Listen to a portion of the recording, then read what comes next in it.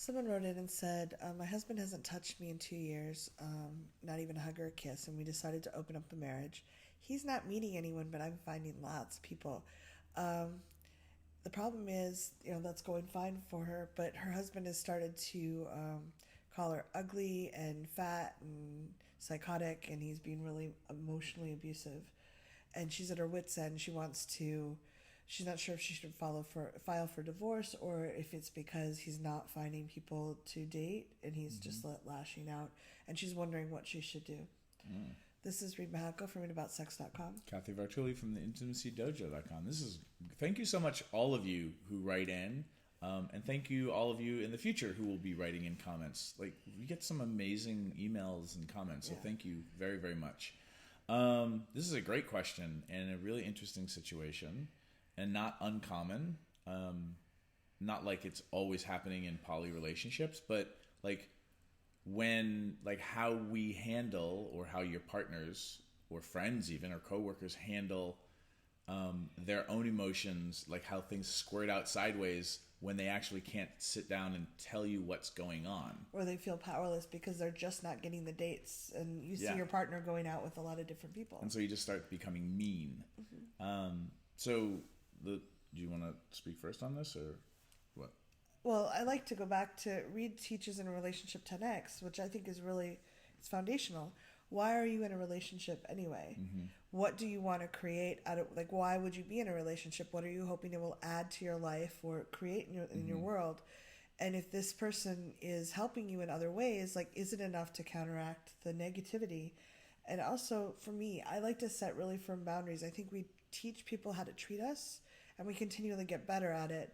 But if someone's calling me names, I can say, no, that's not acceptable. If you're going to treat me that way, I need to stop being in the relationship. It doesn't mean you have to walk out the next time they do that, but maybe setting the next time you do it, I'm going to remind you. The time after that, I'm going to leave for the weekend, and the time after that, I'm filing for divorce. Maybe give them a 3-strike rule kind of thing. I would add into that piece, if you don't get better at this in a month, then I would like you to go to therapy, or for us to go to therapy. They did say they had gone to marriage counseling. Okay.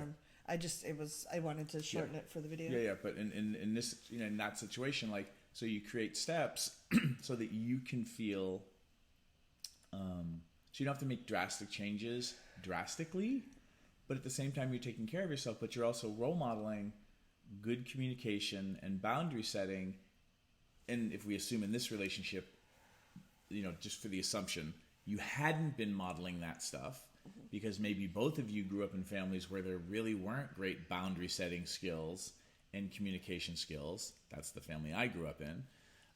I had to learn all those things and then start installing them in my life. Yeah. And then started hanging out with and making friends with people who were just better at those things to begin with, so that I didn't have to always be reinstalling. Going back to this situation, if you in Relationship 10X, which you can get some free videos on if you go to relationship10x.com, and then there's a course that you can take if you like the videos and you want to go deeper. But the basic here is understanding why you're in a relationship together in the first place, and is that still working?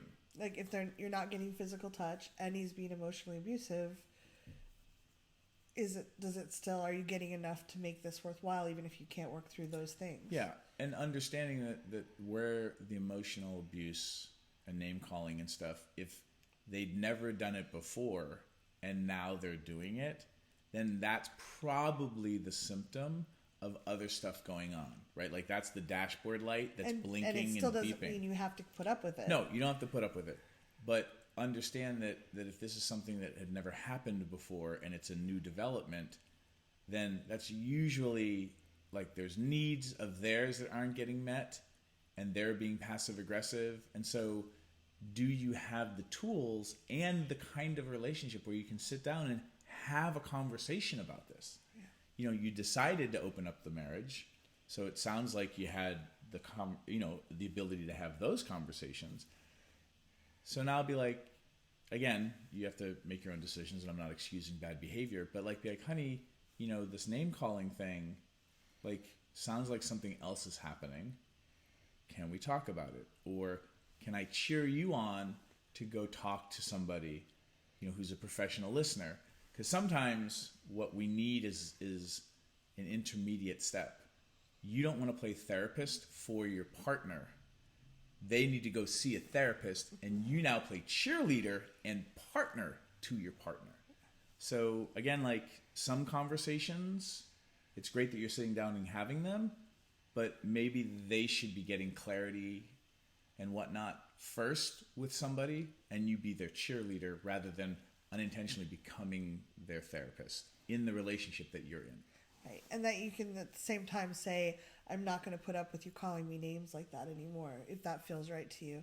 Or maybe you need to get some counseling if it feels like maybe I deserve that, because nobody deserves to be called names. And I'm a big person. I'm fat. If someone calls me fat in a loving way, I have no problem. People like, I have partners that are like, we'll talk about it, and they're like, use the word fat to describe me. But if it's malicious or hurtful, then that's not okay. And I can say, hey, the tone you used with that, and tone is a lot about it. Like the way you're using that word is not okay, and you cannot speak to me that way. Yeah. So you get to decide where your boundaries are. But if you're feeling like, oh, I'm fat, so I deserve negativity, that's not true. Yeah. Because we have extra fat cells in our body, that doesn't make us less valuable or less loving or less anything. Mm-hmm. Yeah. So I hope this video helped. Leave comments, folks. Yeah. Email us personally if it's a question that you don't feel is appropriate, or privacy. You need privacy, or it just feels better to email us directly. Like we love hearing from you. Mm-hmm. Thank you again. Thanks for tuning in, Sex Geek. If you would like to continue with the brain sex, do me a favor and click subscribe right here. If you'd like to watch me on social media, that's where you're going to go. Next video, maybe?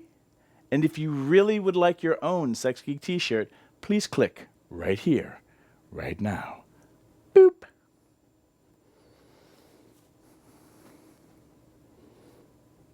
No, really, like...